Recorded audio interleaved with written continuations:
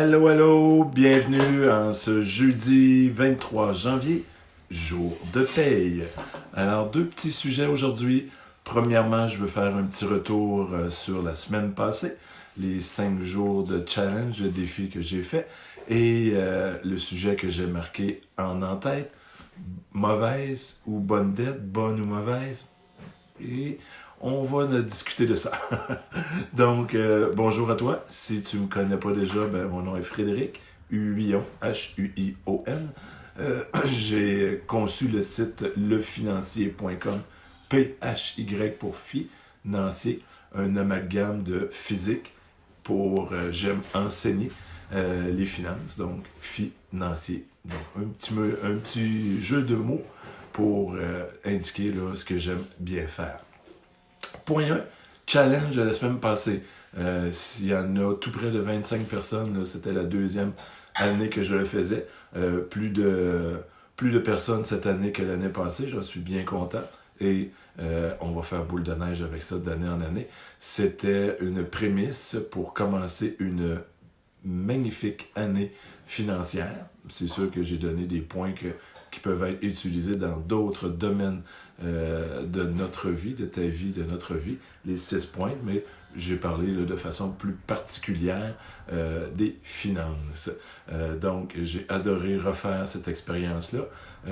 Comme je disais, bien, c'est une façon en début d'année de vérifier notre point de départ, si c'est pour la première fois qu'on le fait, si c'était la deuxième pour quelques personnes et l'année prochaine, ce sera pour la troisième fois, bien, on remet à jour notre point de départ et on se refixe des objectifs pour l'année qui s'en vient et on regarde à l'intérieur qu'est-ce qu'on pourrait peut-être faire des petits jeux.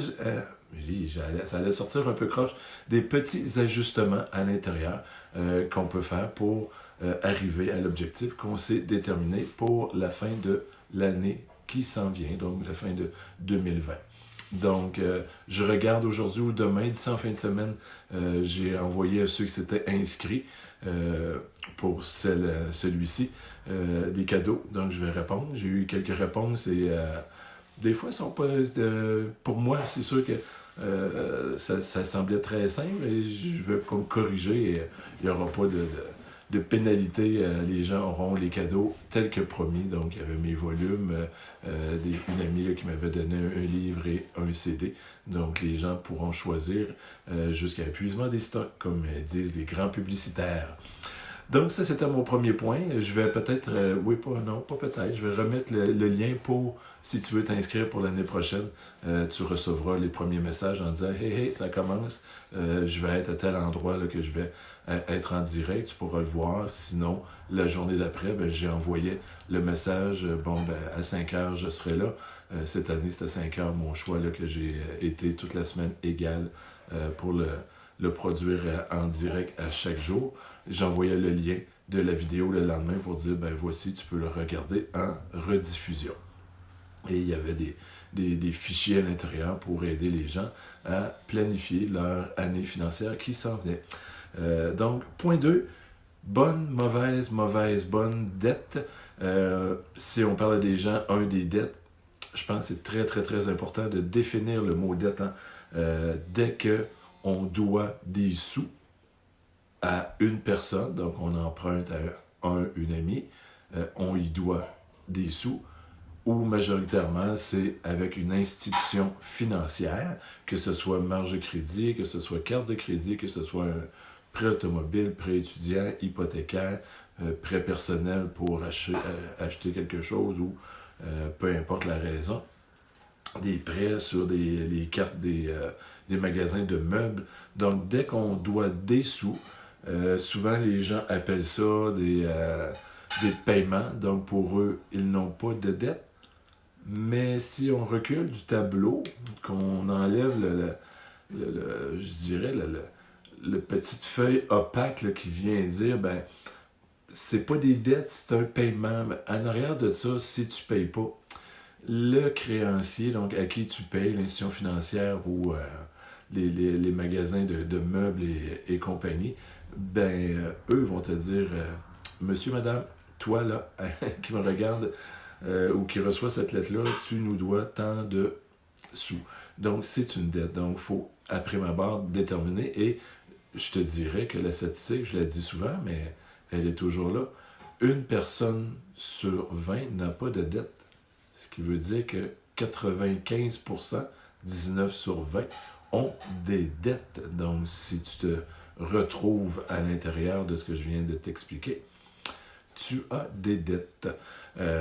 Donc, j'enverrai des liens sur les possibilités là, de pouvoir t'en sortir parce que c'est vraiment un fléau qui est de plus en plus là. Hein. On surconsomme, donc on gagne des revenus, on surconsomme. Donc, en bas, le chiffre en bas complètement, il n'est pas positif. Il est en bas de zéro. Donc, pour que ça devienne à zéro, théoriquement, il faut aller piger quelque part. Soit qu'on va piger dans le compte de banque, ce qu'il y avait là. Souvent, la majorité des gens en ont pas de surplus. Donc, grosse erreur. Et d'autant plus qu'il n'y a pas de fonds d'urgence de créer non plus. On vient d'augmenter les grosses erreurs financières. Et souvent, bon, il va sur des passifs, des dettes. On doit des sous à quelqu'un. Mais quand ça fait boule de neige, ça peut être atroce, les résultats, quand on se réveille un jour et on reçoit des belles lettres en disant tu nous payes au complet parce que tu n'as pas honoré à tous les mois, les derniers mois, tes derniers paiements. Ça peut faire mal. Donc, bonne ou mauvaise, ben là, de la façon que je suis en train de parler, c'était beaucoup très mauvais. Hein? Donc, la surconsommation, oui, tout ce qui va être surconsommation, qu'on va emprunter, que peu importe carte de crédit, marge de crédit et tout ça, c'est des mauvaises dettes.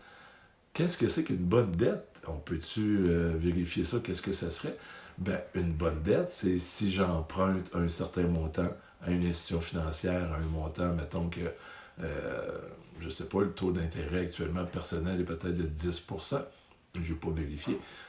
Et si je peux faire quelque chose avec cet argent-là, en l'investissant, et que ça me rapporte plus que 10%, ben peut-être que ça devient une bonne dette. Exemple, les gens qui vont dans l'immobilier empruntent tout près de 95% de la valeur de l'immobilier avec des appartements et c'est les locataires qui payent la dette. Il y a de la gestion et tout ça, des revenus et dépenses.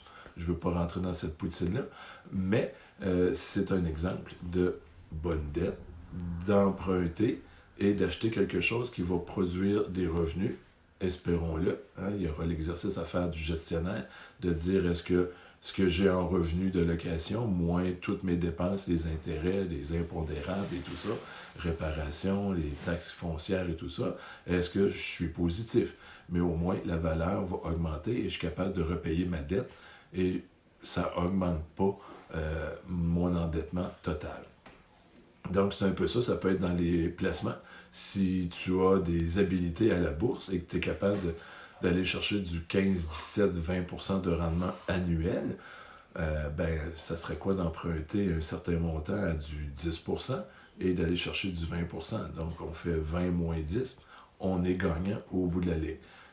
Mais comme je dis, il faut être certains talents là-dedans. Donc, c'est des petits exemples pour montrer que ça peut être ça peut être positif, des dettes.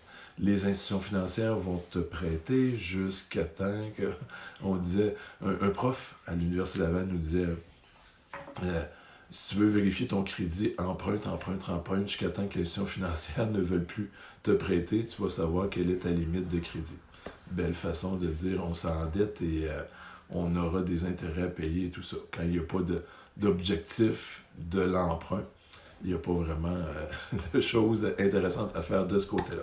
Donc, c'était les deux sujets que je voulais revenir sur le challenge et parler des bonnes et mauvaises dettes. Je vais te mettre quelques liens si jamais tu t'es senti comme visé en disant « Oh, j'ai peut-être des dettes. Peut-être qu'en 2020, j'aimerais faire une amélioration dans ce secteur-là de ma vie. » On parle d'une partie... les côtés financiers, il y a toujours le côté relationnel, côté spirituel, côté social et tout ça. Donc, c'est une partie. Mais si une partie va pas bien, ben, les autres, pas automatiquement, mais pas loin, par ricochet, peuvent ne pas bien aller. Donc, si tu peux améliorer, et c'est une chose que je pense que dans cette facette-là, c'est une facette que c'est assez tangible. Hein?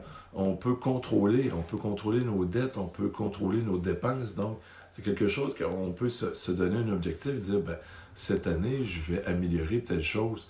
Et à la fin de l'année, je vais être capable de dire, oui, j'ai amélioré. Si toi, tu dis, je veux être un meilleur père, une meilleure mère, à la fin de l'année, comment tu valides si tu t'es amélioré ou pas?